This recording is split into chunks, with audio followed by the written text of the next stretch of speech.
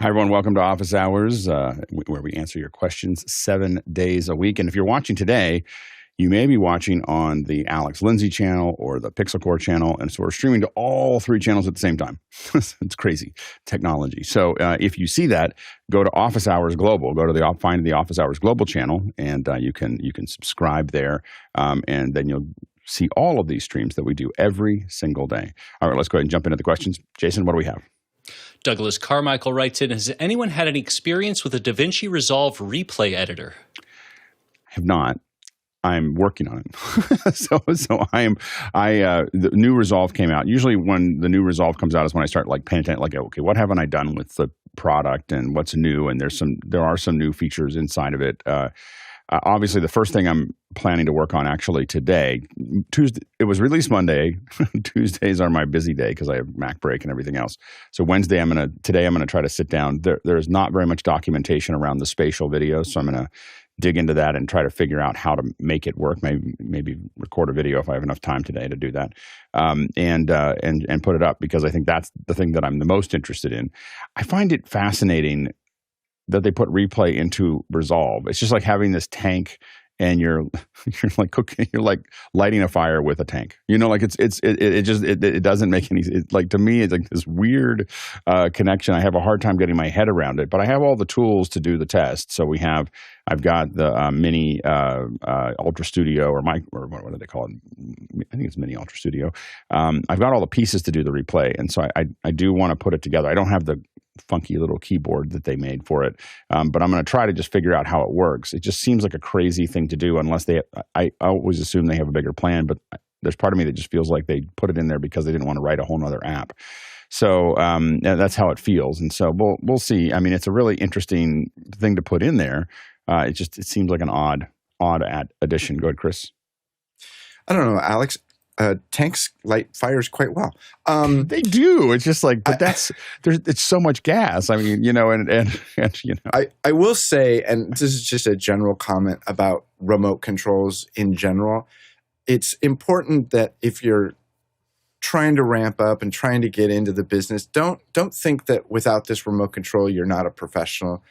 I always tell people, I have a remote control. It's my keyboard. It has 102 keys, and I know what they all do. And I think it's important to realize that you can do all of the things that you need to do with a mouse and a keyboard. The replay might be a little, but what are they trying to do? Replay is a complicated thing. They're trying to do EBS style, and it would be, it's not that you can't do it with a keyboard. And I'm generally not, I don't have a lot of controllers. I have controllers for some basic things where it makes the most sense. I don't, Did you get a keyboard with a 10 key on it though? Oh yeah, you can't buy a keyboard without a 10 key. How can you? You can. That's a sin. What kind of sacrilege Remember when we were is that? working on that project, and I did I not have a 10 key? I kept walking back to my edit suite, and I'd bring in my keyboard. And you go, "Why are you doing that?" And I go, "Because you have the little short keyboard. I need the 10 key." It's the one that what do you came need with that the for? computer. Yeah. And 5 minutes later, you're like, "Oh, I get it." When you start typing in time code numbers, you're like, Right. "Oh, okay." Hey. That was years ago. That's what years ago. I've moved on. I've moved on. Evidently, you haven't moved on. So anyway, I'm gonna ride this horse all the way into the barn. All right. Next question. Paul Walhoos asks from Austin, Texas, do you need this 3D printed Mac Mini Pro enclosure for the M4 Mac Mini? And he includes a link. Go ahead, Courtney. Well, I don't, because I don't have a Mac Mini M4, but they've made this little 3D printed container for your M4 that fixes one problem. It's got a little button that makes the power button accessible because it stands on its edge, and it makes it look like a Mac Pro, complete with a little mini wheels down at the bottom. Yeah, if you go on the Maker World site, there you'll find a lot of accessories now for the Mac Mini. There's different ones with different logos on the side that make it look like the Mac Pro. They've even got where is it down here? There's some here's a solution to the power button that you can print up that is a little rocker that sits on your desk, and you push this and it presses the power button underneath. It slides underneath the Mac Mini. So, they're out there trying to fix all of the design mistakes they made in the Mac Mini. So I wish they could make a container that you could shrink it down just high enough so it'd fit in to 1U. Yeah, one U. Okay. I really rack mount. Yeah. I'd really be more happy with a 1U height. Go ahead, Jeffrey. So the one problem with that is Jeffrey, you're really low. You're super low. That's weird. Hold on. Here we go. Okay. For some reason it reset. So with the Mac Mini, being on its side, it's actually not venting properly. Being upside down or being right side up is the best vent possibility. But some people have found by flipping it completely upside down, the venting does work really well. But putting it on its side, it just doesn't make much sense. And of course, it would mean that Apple is looking backwards, and you guys are looking backwards. We never look backwards when it comes to Apple equipment. I think what's going to be interesting is I think I was talking to Blue about this, and I think that we can do 8 of them across on their side. Like that, to do, so it'd be 3U high, 8 across would fit into a 19-inch rack. So that's as best as you can do. You're gaining a little efficiency because in 3U you would have 6 normally and you get 8 if you turn them on their side. And you just put a fan through them and pull them in. Go ahead, Mickey. Yeah, I think one of the advantages of the new form factor is the nice, more compact size, and adding something around it like an enclosure that is just for visual aesthetic, I think defeats the purpose there. Yeah, I don't care about. I have to admit, I don't care about the size of the Mac Mini at all. I think it's cute. I would have been happy with the same form factor with the power that it has. I think the reason that it's taller and stouter, like the way it is literally just ventilation. Like, how is it pulling? It's taking the technology that they built for the studio and applying it to and I don't think they can do that in the current one. They wouldn't be able to get that ventilation to work because the components are too spread out. That makes sense. It's just the way that I think it's the way that they built those components for the studio. I think they're reproducing. If you really think about I don't know if it's a perfect connection, but I think that the new Mac Mini is the Mac Studio just scaled down. So I think it's proportional, almost perfectly proportional to that one. And so I think it's a mini. It literally is a mini version of the Mac Studio. Go ahead, Bill. So I'm just fascinated by the creativity that people are pouring into trying to fix this. I went on Satechi, which is one of the tech websites, and the number of people who have done complex and really fascinating designs, including the just flip it upside down, which I agree. If you've got a modest one and you don't have a ton of heat load in there, might work for you, but probably not a good idea. But it's always interesting whenever Apple does something and it's controversy, the engagement on all their sites goes off the roof as people put in their ideas to how to fix the problem. I think they do it on purpose. It could be. It's a great way to get all those makers involved in how do I design something for this? Go ahead, Courtney. I don't think putting it on its side is going to affect the cooling of it because it's fan cooled. And there is a heat pipe. Doesn't depend on anything, any convection, and the fan's intake and output are both on the bottom. So as long as you don't block any of those vents, it should cool just as efficiently, regardless of whether you put it on its side or whether you put it with the fan on the bottom. So that's my opinion. Yeah, I don't theory. It may not be. Just looking at it and looking at the design, that's my conclusion. I don't think it's optimum, but I don't think that it would really affect its performance. Go ahead, Mickey. Yeah, the Mac Studio, just comparing the airflow within the chassis. On the Mac Studio, the intake is at the bottom, and then the exhaust blows out the rear of the Mac Studio, while on the M4 Mac Mini, the intake is at both the intake and the exhaust are at the bottom of the machine. The front 2/3 are intake, and then the rear third is an exhaust. You could probably print something that exemplifies, on the side that would vent that out.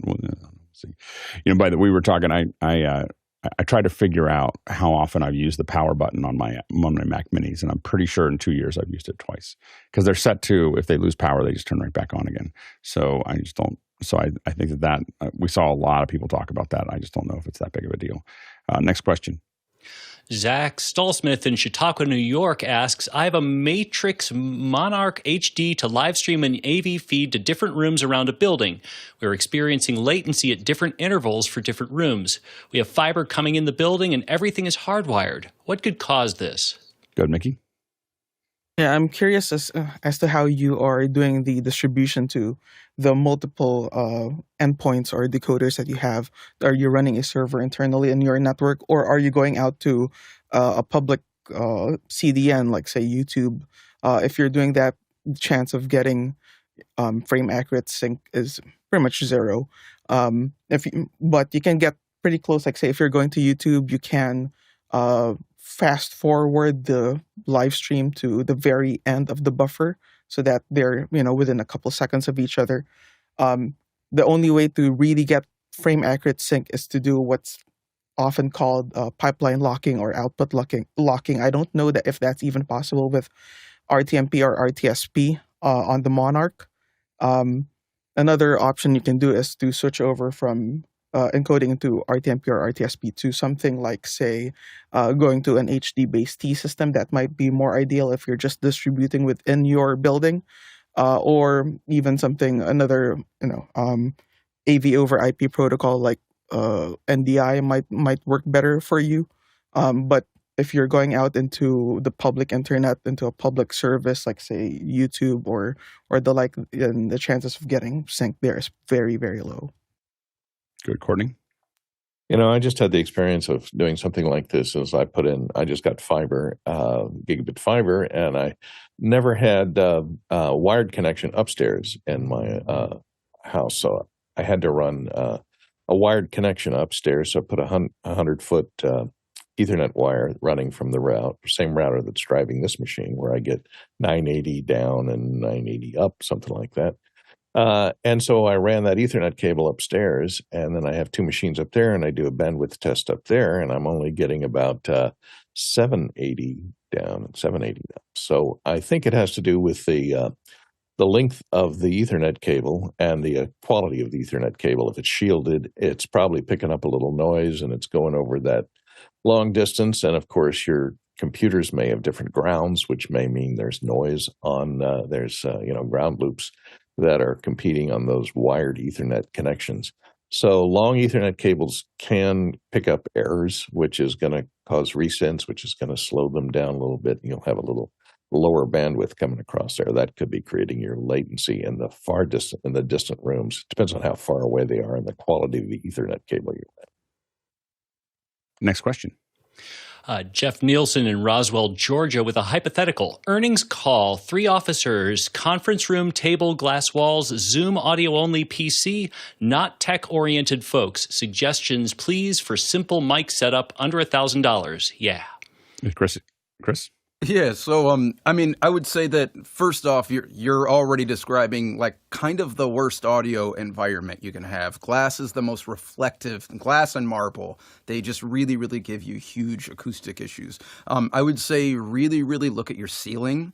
Usually, for anyone who is soundproofing anything anywhere, your ceiling is usually a huge part of the issue. So that can really do just drastic amounts of work for you if you get that correct. I would say, as far as keeping this not being tech-oriented and keeping it cheap, what you kind of want, really, I would try and get someone who can come in and set this up for you, because there's set up for anything that you're going to get. There might be a sure solution, though. I think, Alex, isn't there just the one input that goes direct into Zoom? There is. But I think he's got 3 people, though.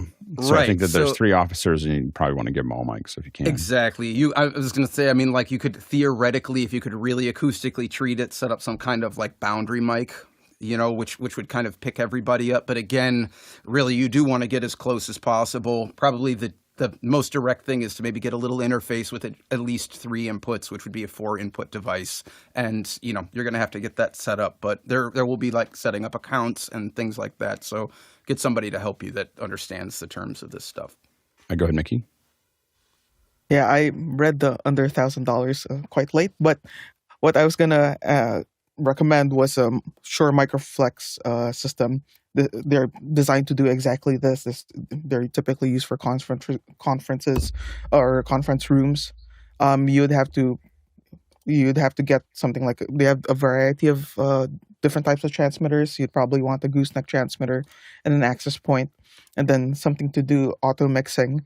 And I would pair that with a Zoom room system. A Zoom room system is designed again to do exactly this, to to act as a Zoom contributor from something like a conference room. It's very, very easy to use for non-technical folks because everything's controlled through a controller like a tablet device. But something more affordable than a microflex system would be a bunch of gooseneck microphones. Is a very popular one is the MX418, and a shorter one would be the 412. 418 means 18 inches. The 412 is the 12-inch version. And you can pair that with a relatively affordable USB mixer. Like say, I'm a fan of Yamaha stuff, so I'd probably look into the MG10XU. That's a 10-channel analog mixer. But and I think it has 6 preamps or 4 preamps if I recall correctly. But that's an affordable way to get 4 of these gooseneck microphones into a computer, into Zoom. Good. Chris? I'm going to solve this for $45. Go to the gas station on your way to the job. Over by the door where they sell the phone chargers, buy 3 wired headsets. And instead of putting everybody in one room, tell them to go back to their offices or cubicle. It's a Zoom call anyway. Put them all in separate isolated audio spaces. Plug in the little headset. It's not a great mic, but it's $45. You've solved it. I get $955 back. Thank you. Go ahead, Jeffrey. And what I would do is, if they have to be in the room, and it depends on the glass wall. Is it one glass wall? Is the whole room a glass wall?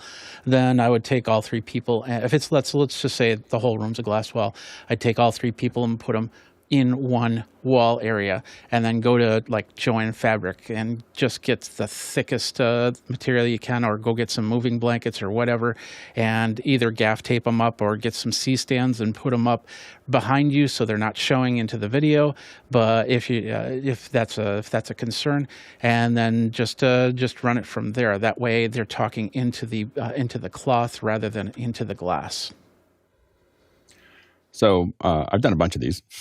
So what I will say is that number one is that you're not going to, if you're doing an earnings call, it means you're a publicly traded company. If you're a publicly traded company, you're at a certain size, and they need they need people to support them. This is not we're going to have you just walk in and run your own show. I'm not going to get into the details, but for a lot of the companies that we talk a lot about on the show, there's a whole team that's there to support the earnings call, because earnings calls are confidence. They are creating confidence for the corporation. Allowing executives to do their own earnings call is crazy. Like it is crazy, because here's the issue: is that they need to stay focused. They have a lot of stuff coming in. They've got analysts asking questions. So when I work on these, when I've worked on these in the past, it's been a little bit of the distant past. I haven't done them for maybe 5 years, but I used to do a lot of them. Some pretty big companies. They've got a whole bunch of monitors up in front of them. So there's monitors of social streams, notes, all the facts that they want to talk about. Now, we were doing them with cameras and mics in some cases, but we have a wall of monitors that we erect in front of them so that they have all that data at their fingertips. They also want to sit in the same room because they're passing notes back and forth. So they're like, hey, talk about this or do this. Or they'll if they're not on camera, you'll see them, like an analyst will be asking a question, and you'll see the CEO look over at the CFO and go like this. You answer that. You answer that question. And so they, they're passing all these notes, and the key is those executives have to stay present. They cannot think about the technology. They cannot think about any of these processes. Now, we've used a variety of standing mics, that some of them, when they were on camera, they wanted them to look like 50s mics. We've done some of that. We've used headsets. The headsets work pretty well if they're willing to put them on, because they don't think about them. You don't have to worry about them, walking away and then coming back close because they get excited. These are C-suite and they're excited and everything else. When you put them on a DPA or a Countryman, they just do whatever they want to do with their head, and it all sounds good. What's going to sound the best is if you go too far. The funny thing is, we did one with they were some nicer mic. I think they were Heils. It sounds like you're working too hard. So there's a certain level of, you can't go too far before it sounds like a radio show, because we want to make everything a radio show. Their conference rooms, as you've outlined, are a disaster. So the conference room that they're going to want to do it in, they're going to have, a lot of these executives at the executive suite for a publicly traded company will have an all glass conference room that looks gorgeous and sounds horrible. We bring in, oftentimes we get seamless stands. So these are they're the, let's see if I can pull this over here. This is sorry, I'm woefully unprepared for this answer. This stand, something like this, maybe not this stand exactly, but this kind of stand. So we bring those stands in. We'll bring 2 or 3 of those stands in, and then we clip moving blankets to it. Get black and white 90-pound moving blankets, try to create some fullness and have it there. And that'll break down, because if you're not on camera, who cares? What it looks like. And if you are on camera, you just do it to 3 sides and not 4 sides, and you just have the one side that you're shooting. So those are the things that I would recommend. But and all of that doesn't have to be super expensive. As Mickey said, we've also used the Shure MX 412s. They have a stand that they can mute and unmute. If they giving whatever you do, giving the executives the ability to mute and unmute is useful. I mean, as long as they are trained to use it, the first time they'll screw it up and they'll talk when they're muted. But if they do it every quarter, then they'll get good at it. Anyway, that'd be my recommendation. But there is going too far and sounding like you're looking like you're working too hard. But you want to make sure you go far enough that it's super clear, and most importantly, that the executives do not feel it. There should be at least 2 or 3 people that should be there to make sure that everything from the time they got out of their car for these earnings calls, them making missteps cost millions of dollars. And so they have to, from the time they leave their car to the time they get into a little green room to the time they do whatever they're going to do, everything else, you want to manage all of that so that they're in the right headspace to be present with analysts. It's a really tricky business. It's one of the most important things that they do. Next question. Travis Morrison in Perth, Western Australia asks, I'm live streaming an event this weekend where there will be 2 commentators. However, one of them will be on-prem and the other will be remote via Wirecast Rendezvous. Tips on matching their audio. By the way, they have different mics. Go ahead, Chris. There's really smart people here. They're going to tell you the technical things about making the people sound the same. I will tell you this. If you can, try not to have a lot of quick back and forth interaction with one person local, excuse me, and one person remote. The latency can be very problematic, and things that feel like a fun, casual conversation oftentimes feel sort of jilted. You might want to just think about that and let these other guys tell you how to make it sound the same. Go ahead, Chris. Yeah, that's super correct, because in remote, things can actually end up with people talking over each other, and it can be real sloppy. But what I would do, one, it's Wednesday, and this is the weekend, so you have 3 days to match your microphones. So already, you're probably using some kind of basic vocal mic. It's probably not real expensive and easy to rent, at least. So you can do that. That will absolutely bring things closer. Also, this is going to hopefully be going into some kind of engineer who is modifying this stuff. And, there's EQ and dynamic processing and all that can be used to really, really make things. I've had to do some pretty crazy things in the studio to make things fit in with other stuff recorded elsewhere, for example. But yeah, that's probably what I would try and do. I would try, and also the big difference you're going to hear is if someone's in a small room and someone else is in a much larger area with lots of background noise, I would try and get that person into the most isolated spot that you can, really away from just public speaking and just, overall room noise, the street, things like that. Jeffrey? And if you cannot do the Amazon 2-day thing for microphones, just go up online and check the specs, check out the polar patterns, check out the frequencies, check out everything and see if there's a happy medium to match them with. Like, for instance, if one of them goes from 20 hertz to 16 kilohertz and the other microphone goes from 50 hertz to 12 kilohertz, then kind of work on restricting the one microphone so they both start to match a little bit better. Keep in mind that if you go over the internet, especially with wireless microphones, what they hear in studio might be completely different when it goes online because of compression, because of a lot of other factors. Courtney? Yeah, make sure they're both listening on over-the-ear headphones.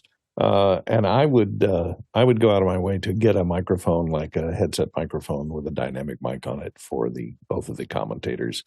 So the microphones match, and even with these dynamic mics, these reject a lot of the room noise. So even if they're in a fairly echoey room on the remote person, they put up a little bit of sound isolation. This will go a long way in making their sound match. Less digital signal processing, the better as far as latency is concerned. To keep one, if you try and put a bunch of digital signal modifiers on one of them to try and make it match the other one, it's going to increase latency, and that may create more of a problem, as was talked about earlier. But people do this all the time. I listen to several radio shows in the morning with 5 people on them, and none of them are in the studio anymore. They're all broadcasting out of their homes with Source Connect or some other type. You're using a Wirecast Rendezvous, which is supposedly a low latency. They're all using solutions like that these days, connecting digitally over the interwebs. So you can get them pretty close, and a lot of people don't even notice that a lot of these DJs and talk show hosts are actually sitting in their jammies in their living room with a headset mic on. I think that it sounds like though you may have some videos, so they may not be able to be in their jammies. But the I would really test Rendezvous before I did it. I have never tested it for a long period of time and had it be reliable. So ever. So I would, there's a lot, like, that's the thing that worries me the most. You can figure out your mics and everything else, but I have never we've tested it a lot over the last, we go, oh, let's try it again. And it's, you come back to it and it still doesn't work. I would really think hard about that. I mean, for me, obviously the approach would probably be something that looked like Zoom ISO, those kinds of things, letting them talk in their own space and then having it. But the Rendezvous hasn't been a big success for Wirecast. So just be careful of that. Next question.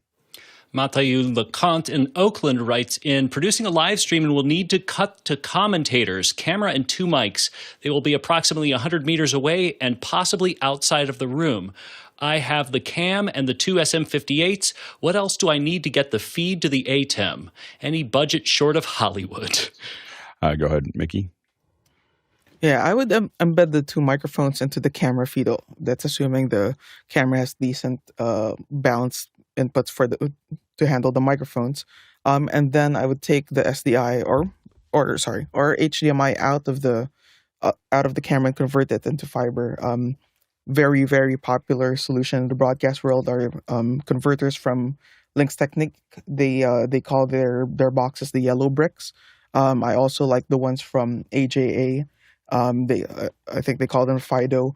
I would go for boxes that use the ST connectors, fiber connectors on them, and I would also recommend ones that that are bidirectional, so that you can send a return video back to your camera op, so that they know, like, if you put graphics up while the commentators are there, they know how to frame their shots. I would definitely go with a single mode fiber as opposed to multi-mode. It just opens up the possibilities for much longer runs. But yeah, I'd absolutely convert to SDI over fiber optic cables. Next question. Funsok Dorje writes in, greetings panelists. We have 2 ISPs at a venue. How can we use both for redundancy? I have these equipment in hand, an Atem Mini Pro, Atem Mini Extreme, and a Kiloview G2. Go, Jeffrey. I'm not sure what the Kiloview G2 That's an encoder. does. It is the encoder, but it's not the encoder. Yeah, but and that's the bonding encoder, right? Because I know that they make a bonding. I don't think that it's a. Yeah, because that would be the first thing. Because there's 2 ways to do it. First of all, you can bond the 2 internet connections together, which I'm not a big fan of, because I always think of the song, you take the high road, I take the low road, and if I get there before you, we could cause a real problem. The other way is what's called SD-WAN. So basically both connections are connected up, but if one goes down, it might take a small little blip out, but then it switches over to the next one and continues on from there. Of course, if both go out, then you're pretty much out of luck. Good, Mickey. Yeah, I'm assuming that your primary concern is redundancy in terms of your encoding going out to your broadcaster or to your CDN. If that's the case, I would keep the two networks totally separate, get an additional encoder so that you have two totally isolated encoders going out different pipes going out to the internet, going to your CDN, so that if, say, for example, network one goes down, you're still good. Or even if, like, because if you're doing bonding, if that one single router that is doing the bonding goes down, then you're toast. If you have totally separate networks that can handle a full encode transmit going out, then I'd just keep them separate. Yeah, and it depends on the CDN and whether it can handle, primary and backup inputs. So some of them do, like livestream, for instance, doesn't. YouTube definitely does, and so does Facebook and others. So it depends on whether they can do that. If you do need, for some reason, to have a failover, we use things like PepLink to be able to have two inputs, and it'll fail from one to the other. You can either have ones that bond, or you can have ones that will fail from one to the other. So having that PepLink, Meraki, Ubiquiti, all of those have solutions that will let you do it. There will be a couple seconds that you'll lose. So that's one of the big advantages of what Mickey just said, is that if you're encoding with two encoders, it'll jump to the next segment, from whatever was coming to it. And you might see a jump in time if one is in front of the other one. We have, in our larger encoders, we have what's called output locking. And so one encoder, it's kind of like gen locking for encoding, but they make sure that all those segments are going out at exactly the same time. And when you have that, when YouTube fails over, you don't even see a frame loss. It just completely will drop from A to B. If you're watching it, oftentimes in the encoders, we can have a little graphic that goes over it. And so one says A and the other says B. And so you can just, you see it just change, but you don't see any, like a lot of times we'll have something moving. You won't see any hitches at all. That won't happen with the Kiloview. So the Kiloviews will come in maybe as much as a second or two different. But I do think that the best solution is to have two completely diverse connections. And when you think about diversity, try to push that diversity out as far as you can. Two different providers with two different switches with two different trying to get, and if you can, a lot of times in a larger venue, we will try to go two different directions. So when we come out of our location, we want one fiber or internet or whatever to go one direction and the other one to go the other direction to get out of the building, because if the problem you get into is forklifts. Forklifts are really bad for cables, and if they run over one, the internet doesn't work nearly as well. So those are the things to think about there. Next question. Paul Walhus in Austin, Texas writes in, I really don't like the mini DIN power plug on my Synology NAS that goes to my UPS. How could I secure it better? Such a flaky connector for such a great storage device. Jeffrey? So what you could do is you could do a little bit of modification. If you have a 3D printer, you can. There are probably some models out there on how they print out a little device that allows you to put it onto the plug that will then help secure it on. If you set it up like a USB, some of these USB-C connectors, they'll have like a little screw on it, so that could screw into it. This is where the modification really comes in, because you have to be willing to open up your Synology to put a screw hole in if the one does not exist. Now, another way to do this is to actually have some sort of cord or anything. You could also 3D print it where you find where a screw hole is. Take the screw out, you 3D print the device that will have the exact height where the screw hole is. Put that together and then tighten that down. And that can help with keeping that plug in. Go ahead, Bill. And if you're not into printing like that, there's a company called Tether Tools that I've used for a long time. They have all sorts of solutions. This is not for your process, but you can see the kinds of manufacturing they do.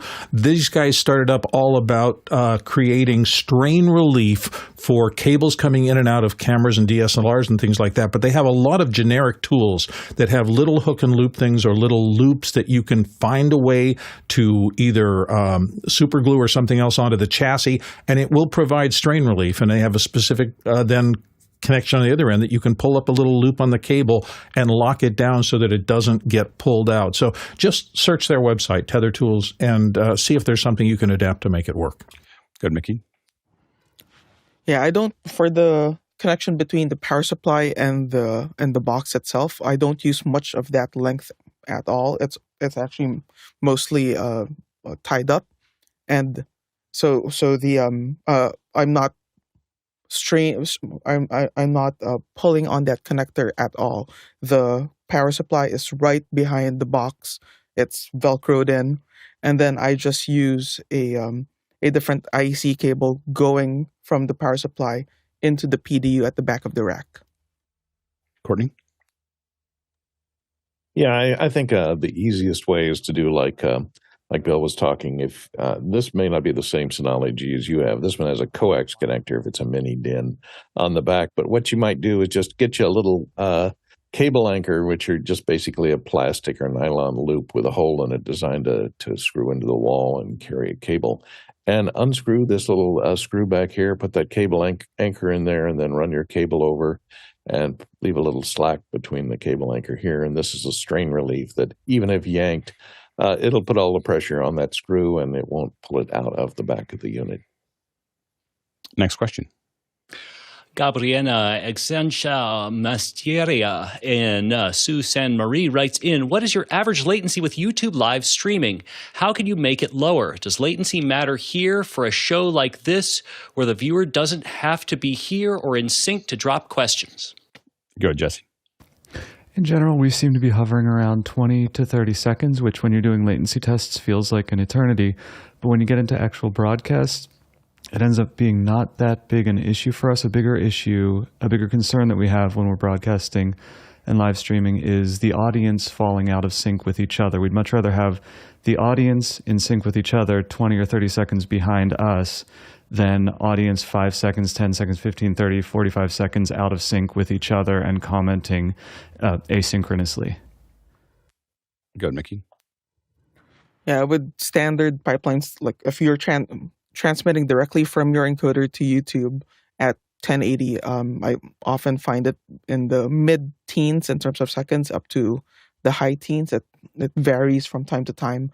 For me, in terms of like how much it matters, like if you're not in the low 100 milliseconds, it doesn't really matter that much after that. Yeah, I'm in the same boat. Usually for me, the outside edge is 250 milliseconds. Once you get to over 250 milliseconds, then you might as well just make it however long you want because you're not talking to anyone. So I know there's a lot of work to get down to 1 or 2 milliseconds. And what you end up with is a lot of getting down there is removing all the buffer that the user has on their end. So if they're on Wi-Fi, if they're on cellular, if they're on a less stable connection, then they see a lot of stalling. And so and I think that there's 3 settings in YouTube.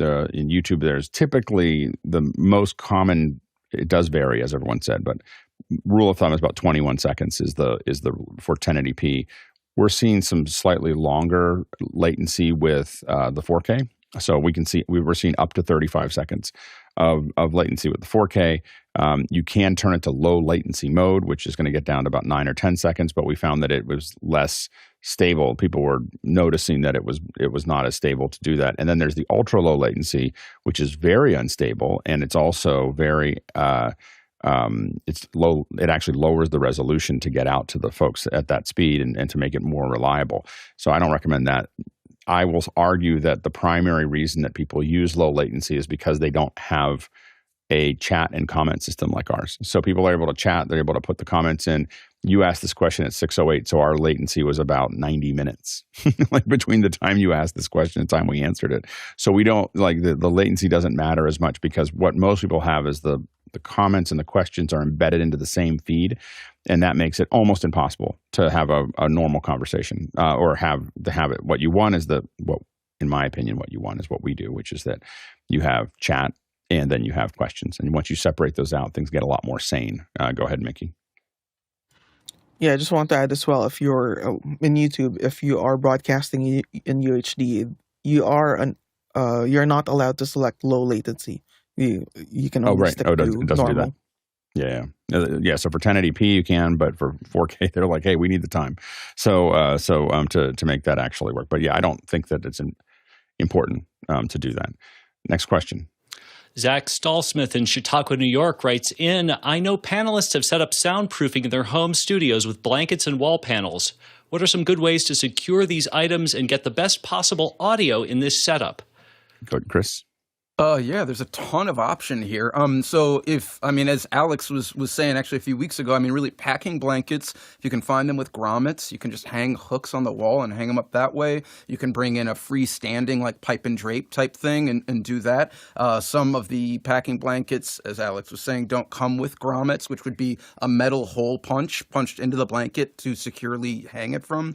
You can actually get a device to punch those holes in for you if you'd like.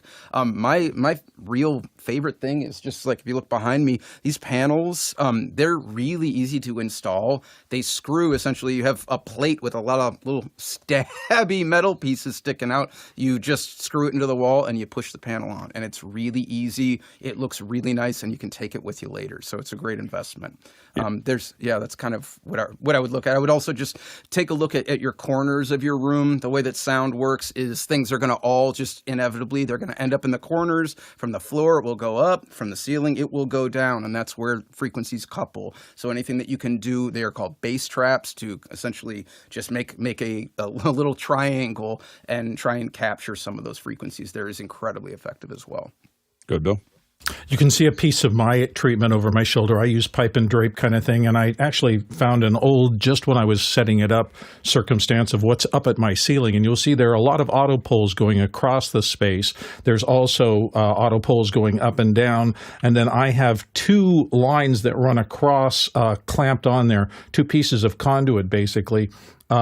One of them is for the drape in front, but I also have a whiteboard that we use constantly. So the secondary small one at the top holds the curtain. The larger one supports that big whiteboard over there. And the great thing is, I cleaned it all up. This was the first shot I take. I was in the middle of making it. It's stable enough to hold things like cameras and other stuff. It's just very flexible to have a set of auto poles and the extra stuff, the clamps and things like that, where you can build kind of a Tinker Toy wall support. And it's great because you pull it all down, you haven't drilled through anything. Good, Courtney. There are expensive ways and there are cheap ways. Cheap way is to have a lot of clutter. Hey, that's the cheap way. Not a lot of work.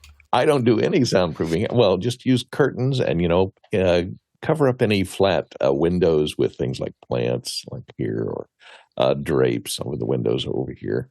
Carpet, of course.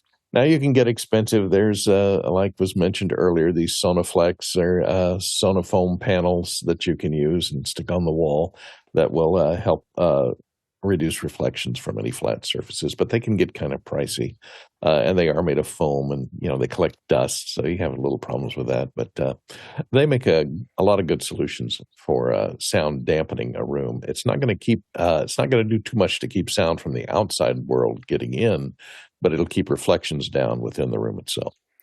Mickey? Yeah, in terms of mounting them, I've come across a lot of solutions that people have done.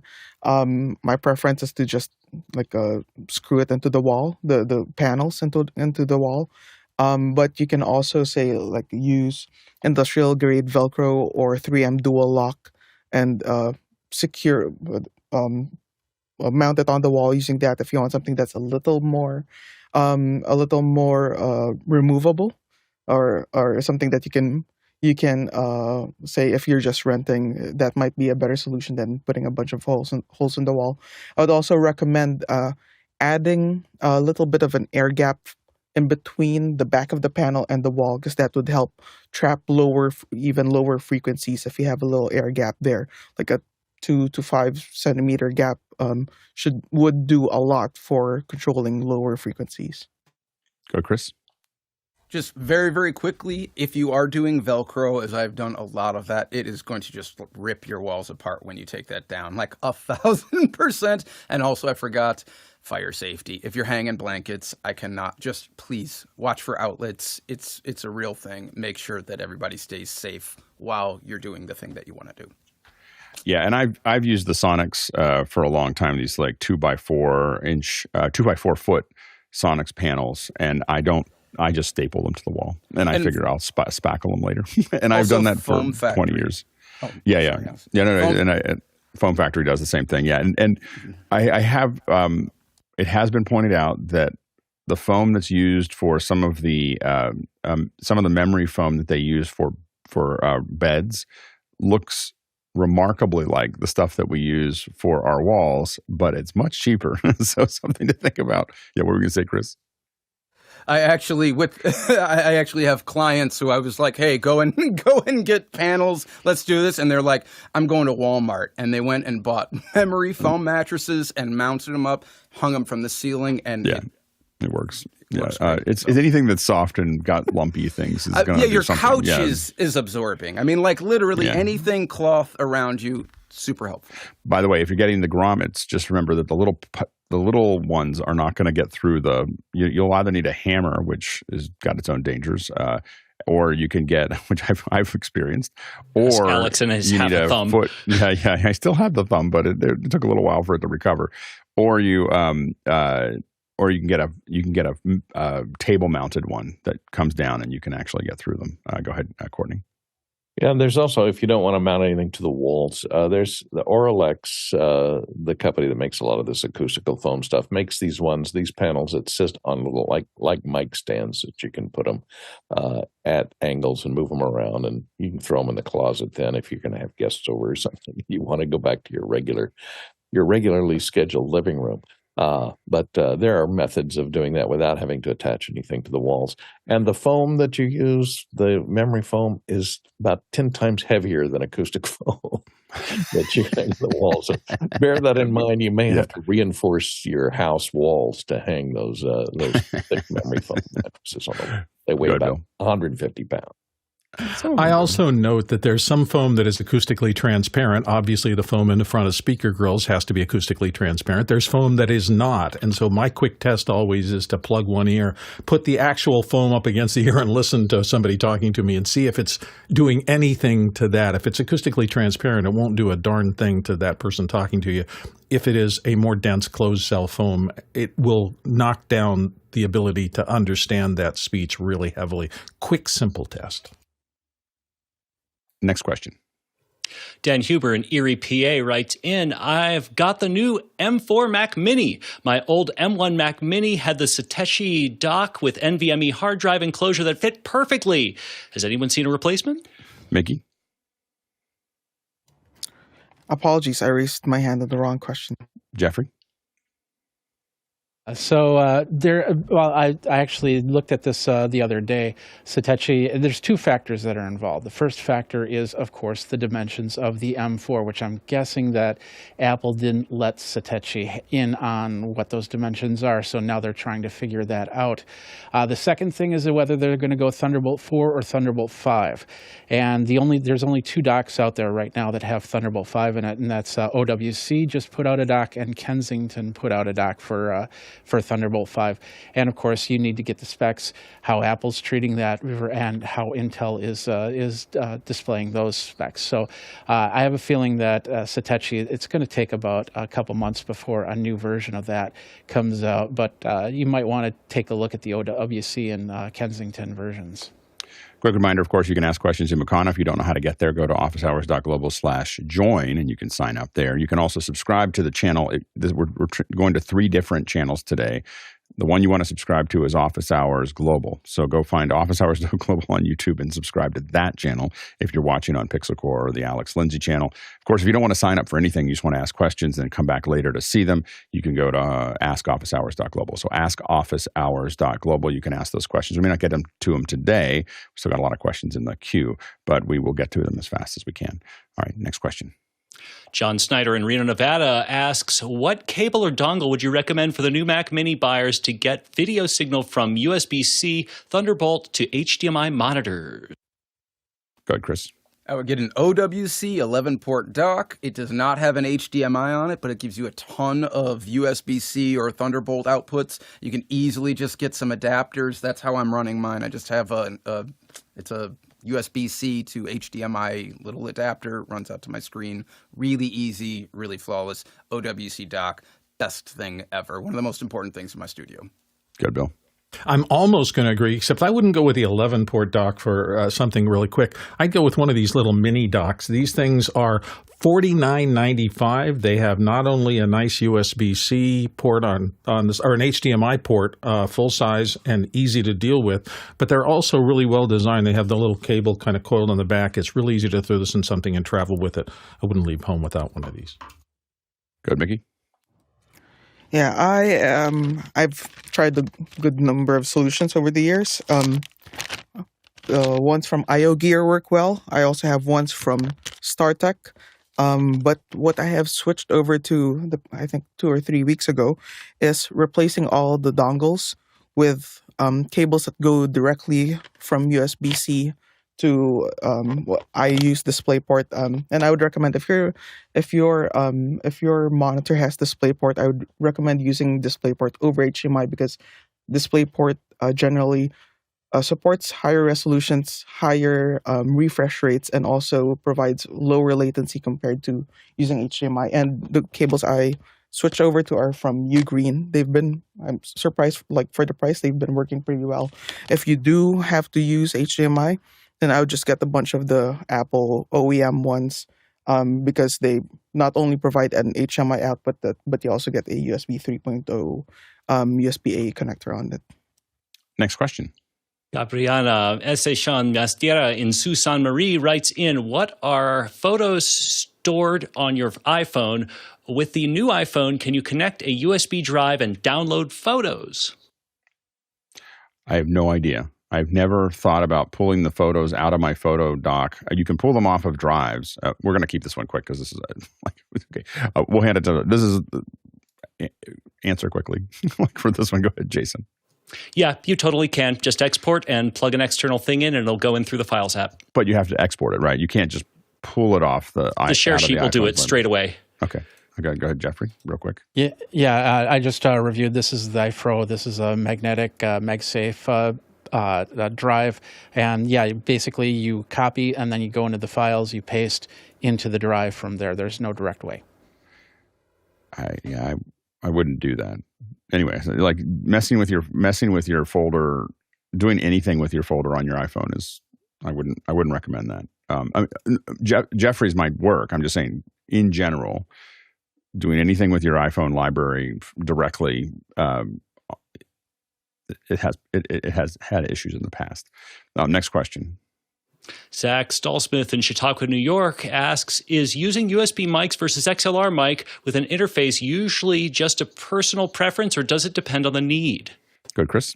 I mean, yes, it absolutely comes down to the need. I mean, the real thing is a USB microphone is going to plug directly into a computer. It's insanely less costly. So, I mean, really, for me, there's no application I'm ever using USB microphones, and I probably never will. But for podcasters, things like that, it's a really, really affordable and really direct, like clear, easy solution. So, good, Bill. There's a giant world of microphones out there. They've been made over the last 50, 60 years, and most all of them are XLR mics. So if you want the biggest variety of possibilities for specific miking situations, you're always going to be working with those. In the modern era, if you don't care about having a ton of microphones and access to all the specialist microphones, then the USB-C stuff works just fine. Go, Jeffrey. USB-C is digital and XLR is analog. You might plug it into a mixer that then will plug it into USB that will turn it to digital. But keep in mind, earlier in the show, my microphone went from 100% to 50% because some software changed that spec, and that becomes something that you cannot control. Good, Mickey? Yeah, USB mics are really about convenience, and most of them also are more affordable. So if you need something cheap, then go with USB mics. But if you're in a situation wherein you need multiple mics operating at the same time, USB mics do not provide means for you to have them work off of the same clock. So you will have multiple different analog to digital conversions happening that are not synced together. So when you mix those together, you'll end up with something that is, and if they're in the same space, you would end up with something that's sounding very muddy because things are not time aligned. I go, Courtney. And remember, in USB mics, the A to D converter is inside the microphone itself, and usually you'll get a little higher quality A to D conversion that's built into an interface of some sort of a digital mixer that is going to go connect to your computer over USB. So take that into consideration. Also, I like to have a mechanical knob where I can control the level easily without having to open up a piece of software to digitally control the level. And if you want to monitor side tone, you're going to plug your headphones into the microphone on the USB mic to get that direct feed into your headphones without latency. So that's a consideration. It's just a little cumbersome to plug a headphone into the microphone itself. It kind of creates extra noise every time you move your head around. Next question. Rajan Shundil in Los Angeles writes, in Rode Wireless Pro or the new Rode Micro, which has better audio quality? Chris? I just want to say this about the Micro. There will be a time in the future where we look back at this time in our history and we say, why were people wearing these little Zippo lighters on their T-shirts? Yeah. It's not gonna age well. It's not gonna age well. They all sound pretty good. Yeah. Go ahead, Mickey.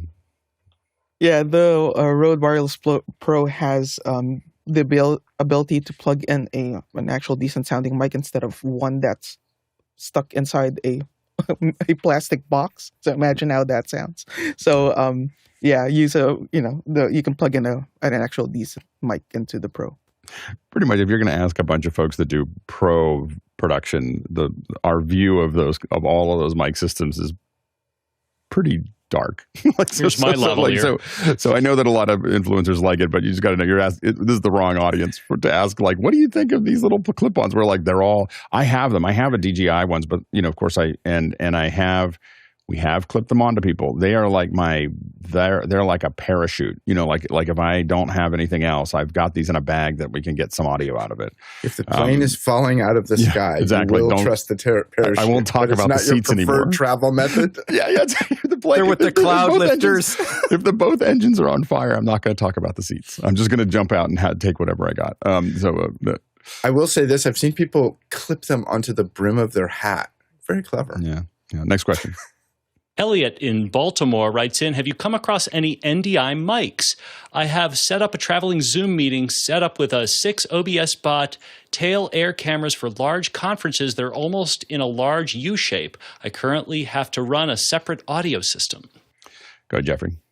Well, that's interesting. I have the OBSbots as well, and there is many ways that you can connect up a microphone to a single OBSbot, and then you can use that single OBSbot to come in, especially if you're using some sort of software like vMix or anything like that, and you set it up as audio only. You can also bring it in through NDI through the camera, because they'll give you like 4 camera inputs, and you can set one for audio, and then you can go into Zoom, and you'll see it as NDI audio from there. And then you can bring that in that way. But yeah, I haven't seen any NDI microphones. There are a lot of interfaces that are relatively easy to use. They're not, I've only seen one that's based on it, but Dante is also pretty useful as well. Like having little interfaces for Dante to put them on a network. It's kind of like NDI, but for audio. So next question. Henry Ramos in Yonkers, New York asks, any worries about audio gear in the DECT range, such as Eartec comms, etc.? Mickey? Yeah, definitely. Like the DECT range, which is 1.9 gigahertz, is a congested range. But assuming you're in an environment where majority of the devices or the RF traffic at 1.9 gigahertz operates at DECT, all of them operate with the time blocking system where each device gets reserved a time for them to transmit. It's not. I would trust other systems more or other frequency bands more, but DECT is certainly a more reliable solution than say 2.4 gigahertz or 5 gigahertz. Yeah, and there's a lot of things that work on DECT. So the other thing you have to be careful of is if you decide you're going to do an event with Eartec or with FreeSpeaks, and then you also have the microflexes from Shure, you have a lot of channels all in the same place, and that becomes problematic. So you got to know what other systems are you using, and if you're in a hotel, what everyone's using around you. We've had one issue where we had someone we were using FreeSpeak and Microflex, which was fine. We knew what the channels were, but the people next to us were using a really big FreeSpeak system, and it was problematic. Next question. Eduardo Augustine in Panama City asks, do you use SRT for REMI or do you stream directly to CDN platforms using SRT? There's not that many. Some CDN platforms will let us do that. SRT is very popular for REMI. The other one in broadcast is the broadcast version of SRT is RIST, and RIST is used for a lot of the larger scale REMI solutions, but more of the smaller scale stuff are using SRT, to deliver those things. They're similar in how they approach that process. But as far as going to the CDN, usually that's not SRT, but it can be. Oftentimes it's still RTMP or HLS or other things. We're experimenting with SRT in YouTube, so stay tuned. We'll talk more about that in the future. Quick reminder that our shirts are available. You can go to officehours.global/shop. That's officehours.global/shop and buy your t-shirts there. If you're international, you kind of have to partner up with someone. We apologize. We're going to make that better in the future. But you do have to find somebody that can ship them to you. The shipping to get out of the United States was complicated. So anyway, but check that out, officehours.global/shop. A reminder that subscribe to this channel. It helps us move forward. It helps us do a lot of things here. So also think about subscribing to the channel. You can also, if you don't want to buy the shirt supports Office Hours. If you don't want to do that and you just want to put some money in, you can go to officehours.global/donate. And so that's another way to help us keep all the lights on in what we do here. Special thanks to everyone who asked all the great questions, kept this conversation moving. It was a great set of questions for this hour. Thanks to the panel. What a great panel today. Fantastic, very, very strong panel. So thank you so much. We can't do this without you. Thanks to the incredible team on the back end that develops the software, that runs the hardware, runs the software, manages the show, figures out where all the questions are going to go, make sure that we're all ready for the show. There's just an enormous number of people that make this happen every day, 7 days a week, and we appreciate all of your contribution. Now today, the Tall Traversal is, if we had been doing this in person, asking these questions one after the other, we would have traveled 30,000 miles. That's 48,000 kilometers. And that is 337 million bananas for scale. All right, let's jump into After Hours. Happy birthday, dear Jason. Happy birthday. What? How did that not get in the thing? How did that? Yeah. It got in. I just did it. How many audio guys does it take to sing out of sync on Zoom? Happy birthday. Oh, wait. 1, 2, 3. Happy birthday to you. Happy birthday to you. Happy birthday, dear Jason. Happy birthday to you. And many more. Atmos. Last time I didn't get In a stereo. piece of cake. I need a piece of cake. Sorry, I didn't Jason. get a piece of cake last time. It's not stereo. There were so many stereo. questions. I'm like, they're not going to get to. I didn't see it. I just didn't even see it in the queue. That usually happens at the top of the show. If you got to get that in there. That came from Preto, by the way. When did it? Thanks, John. When did he put it in? Someone's got to vote.